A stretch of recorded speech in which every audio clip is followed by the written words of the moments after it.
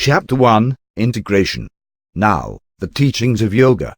Yoga is to still the patterning of consciousness.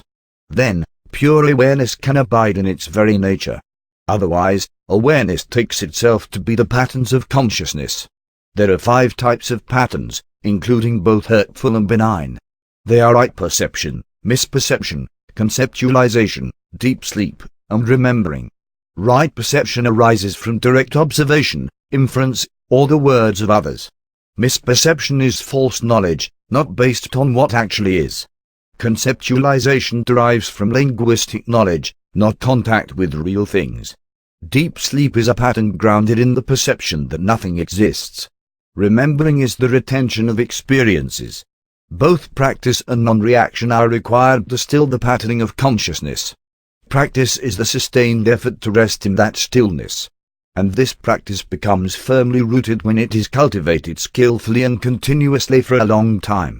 As for non-reaction, one can recognize that it has been fully achieved when no attachment arises in regard to anything at all, whether perceived directly or learned.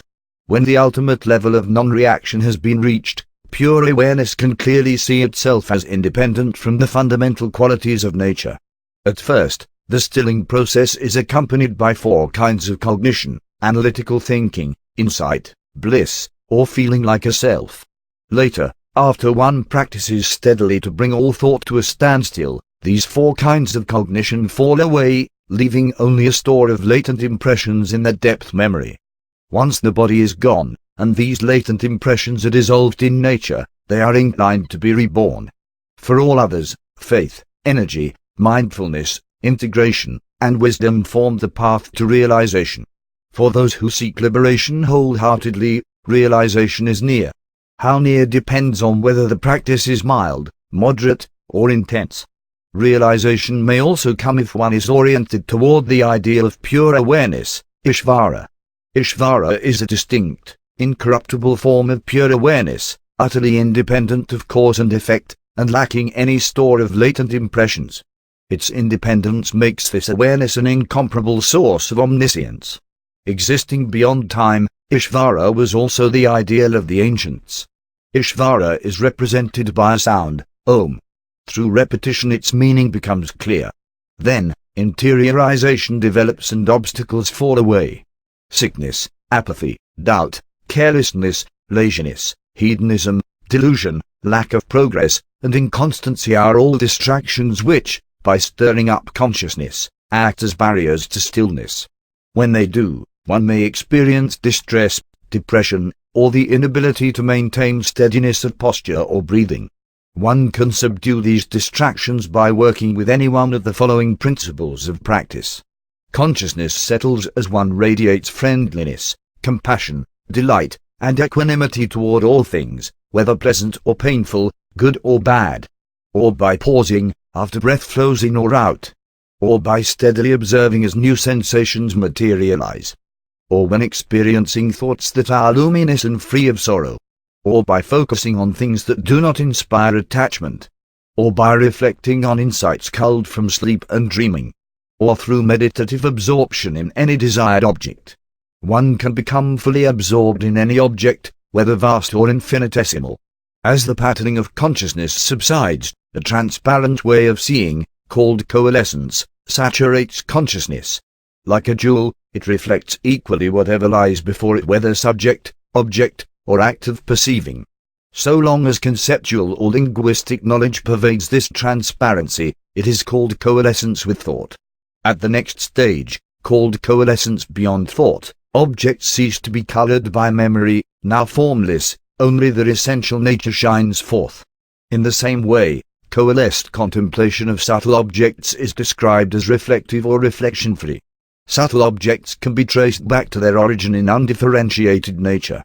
These 4 kinds of coalescence with thought, beyond thought, reflective, reflection-free, are called integration that bears seeds of latent impressions. In the lucidity of coalesced, reflection-free contemplation, the nature of the self becomes clear. The wisdom that arises in that lucidity is unerring. And like insights acquired through inference or teachings, this wisdom has as its object the actual distinction between pure awareness and consciousness. It generates latent impressions that prevent the activation of other impressions. When even these cease to arise, and the patterning of consciousness is completely stilled, integration bears no further seeds. Chapter 2: The Path to Realization. Yogic action has three components: discipline, self-study, and orientation toward the ideal of pure awareness. Its purposes are to disarm the causes of suffering and achieve integration.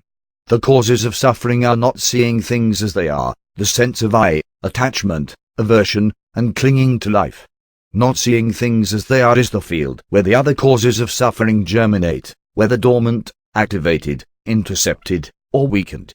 Lacking this wisdom, one mistakes that which is impermanent, impure, distressing, or empty of self for permanence, purity, happiness, and self. The sense of I ascribes selfhood to pure awareness by identifying it with the senses. Attachment is a residue of pleasant experience. Aversion is a residue of suffering.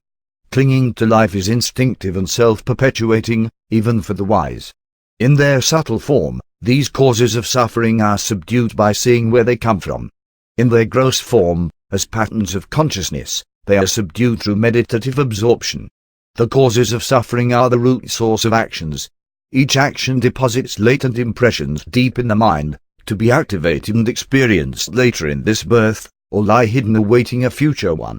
So long as this root source exists, its contents will ripen into a birth, a life, and experience.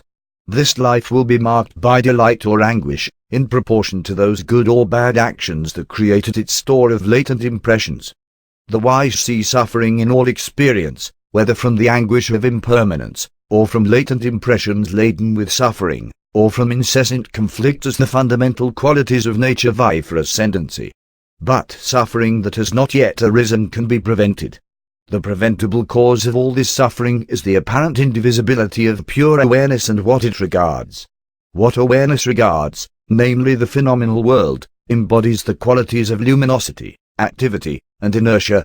It includes oneself, composed of both elements and the senses, and it is the ground for both sensual experience and liberation.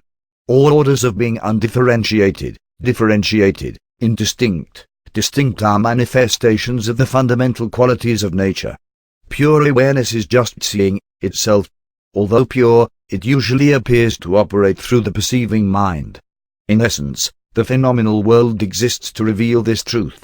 Once that happens, the phenomenal world no longer appears as such. It continues to exist as a common reality for everyone else though. It is by virtue of the apparent indivisibility of the phenomenal world and pure awareness that the former seems to possess the latter's powers. Not seeing things as they are is the cause of this phenomenon. With realization, the appearance of indivisibility vanishes, revealing that awareness is free and untouched by phenomena. The apparent indivisibility of seeing and the seen can be eradicated by cultivating uninterrupted discrimination between awareness and what it regards. At the ultimate level of discrimination, wisdom extends to all 7 aspects of nature. When the components of yoga are practiced, impurities dwindle. Then, the light of understanding can shine forth, illuminating the way to discriminative awareness. The 8 components of yoga are external discipline, internal discipline, posture, breath regulation, concentration, meditative absorption, and integration. The 5 external disciplines are not harming, truthfulness, not stealing, celibacy, and not being acquisitive. These universals, transcending birth, place, era, or circumstance, constitute the great vow of yoga.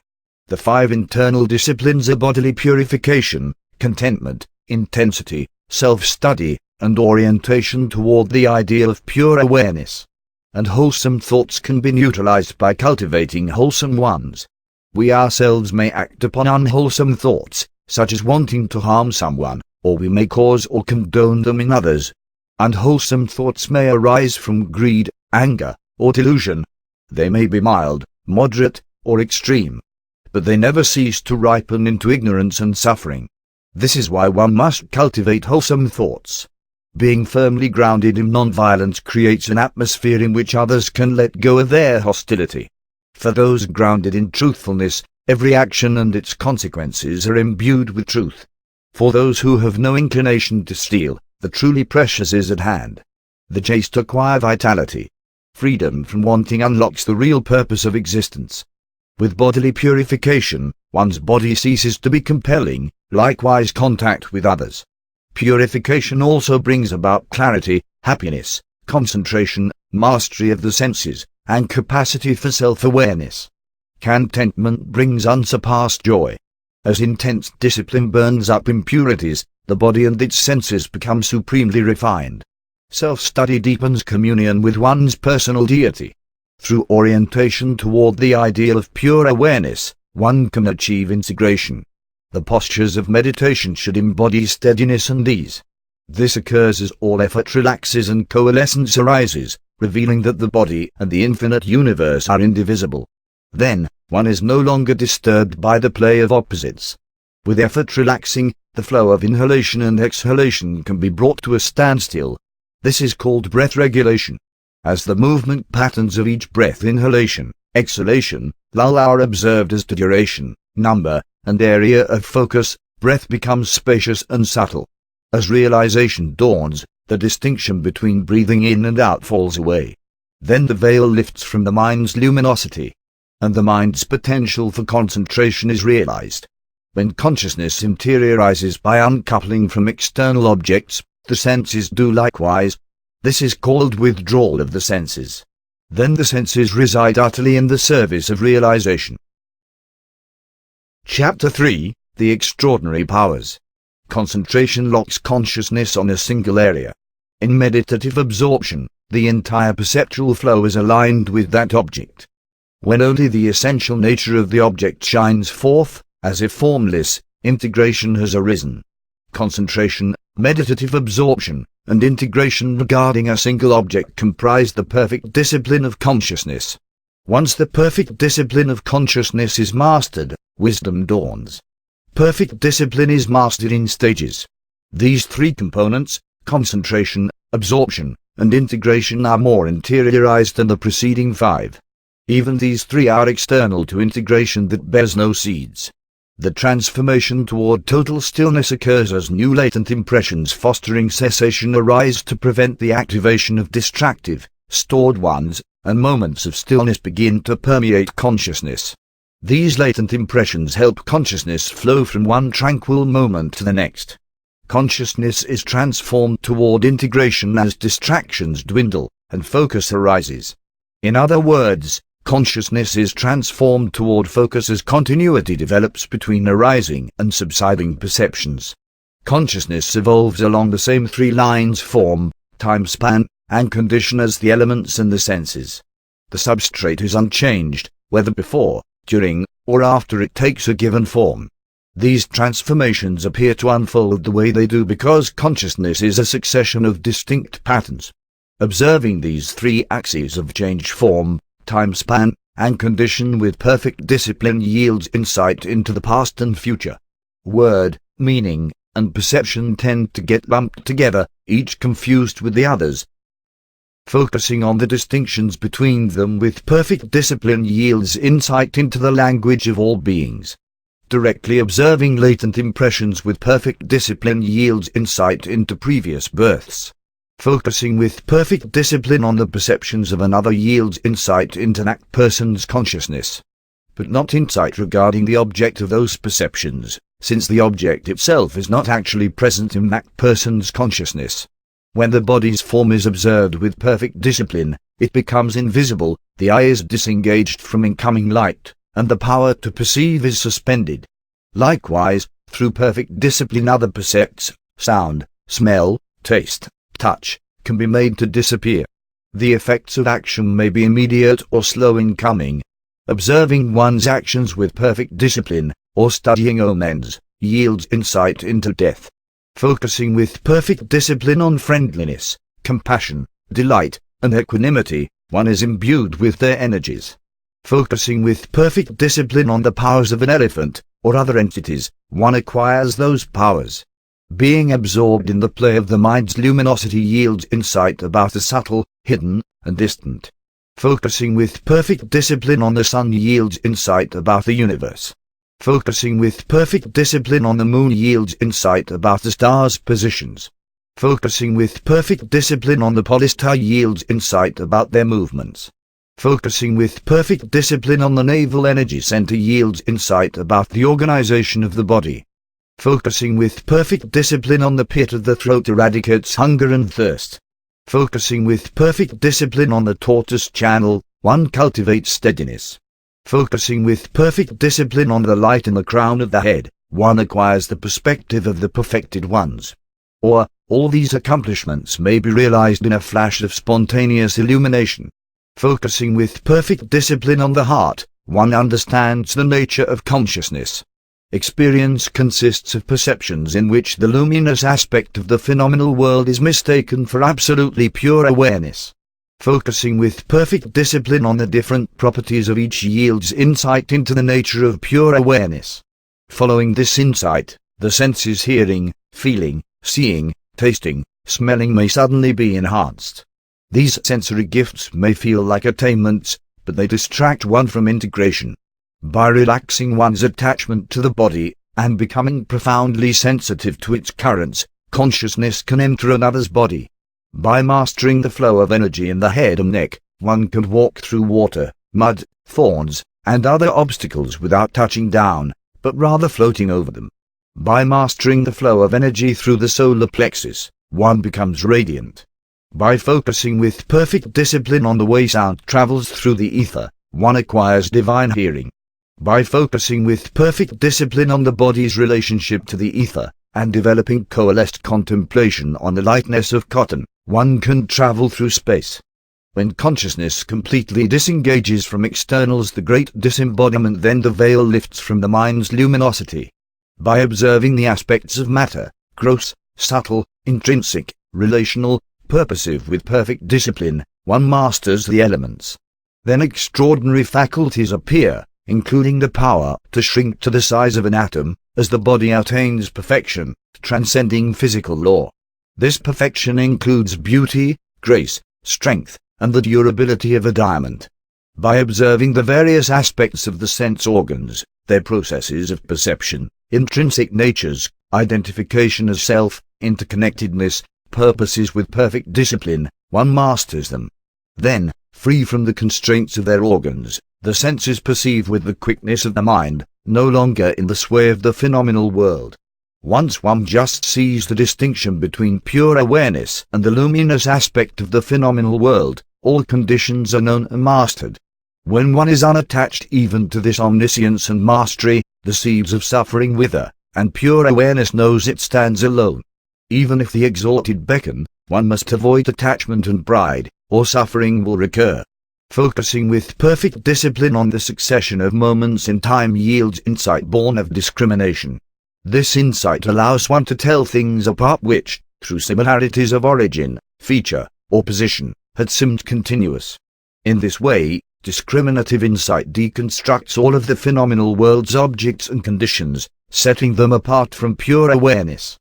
Once the luminosity and transparency of consciousness have become as distilled as pure awareness, they can reflect the freedom of awareness back to itself. Chapter 4, Freedom.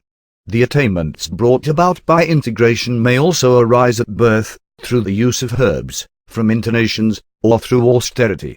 Being delivered into a new form comes about when natural forces overflow. The transformation into this form or that is not driven by the causes proximate to it, just oriented by them, the way a farmer diverts a stream for irrigation. Feeling like a self is the frame that orients consciousness toward individuation. A succession of consciousnesses, generating a vast array of distinctive perceptions, appear to consolidate into one individual consciousness. Once consciousness is fixed in meditative absorption, it no longer contributes to the store of latent impressions. The actions of a realized yogi transcend good and evil, whereas the actions of others may be good or evil or both. Each action comes to fruition by coloring latent impressions according to its quality good, evil, or both. Because the depth memory and its latent impressions are of a piece, their dynamic of cause and effect flows uninterruptedly across the demarcations of birth, place, and time. They have always existed, because the will to exist is eternal. Since its cause, effect, basis, and object are inseparable, a latent impression disappears when they do. The past and future are immanent in an object, existing as different sectors in the same flow of experiential substances. The characteristics of these sectors, whether manifest or subtle, are imparted by the fundamental qualities of nature. Their transformations tend to blur together, imbuing each new object with a quality of substantiality. People perceive the same object differently, as each person's perception follows a separate path from another's. But the object is not dependent on either of those perceptions. If it were, what would happen to it when nobody was looking? An object is only known by a consciousness it has colored. Otherwise, it is not known. Patterns of consciousness are always known by pure awareness, their ultimate, unchanging witness. Consciousness is seen not by its own light, but by awareness. Furthermore, consciousness and its object cannot be perceived at once. If consciousness were perceived by itself instead of awareness, the chain of such perceptions would regress infinitely, imploding memory. Once it is stilled, though, consciousness mirrors unchanging pure awareness, and can reflect itself being perceived. Then, consciousness can be colored by both pure awareness and the phenomenal world, thereby fulfilling all its purposes. Even when colored by countless latent traits, consciousness, like all compound phenomena, has another purpose to serve awareness. As soon as one can distinguish between consciousness and awareness, the ongoing construction of the self ceases. Consciousness, now oriented to this distinction, can gravitate toward freedom, the fully integrated knowledge that pure awareness is independent from nature. Any gaps in discriminating awareness allow distracting thoughts to emerge from the store of latent impressions. These distractions can be subdued, as the causes of suffering were, by tracing them back to their origin, or through meditative absorption.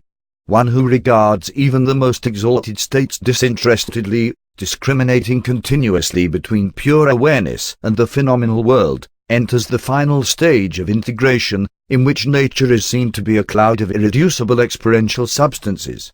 This realization extinguishes both the causes of suffering and the cycle of cause and effect. Once all the layers and imperfections concealing truth have been washed away, insight is boundless, with little left to know. Then the seamless flow of reality, its transformations colored by the fundamental qualities, begins to break down, fulfilling the true mission of consciousness. One can see that the flow is actually a series of discrete events, each corresponding to the merest instant of time, in which one form becomes another. Freedom is at hand when the fundamental qualities of nature, each of their transformations witnessed at the moment of its inception, are recognized as irrelevant to pure awareness. It stands alone, grounded in its very nature, the power of pure seeing. That is all.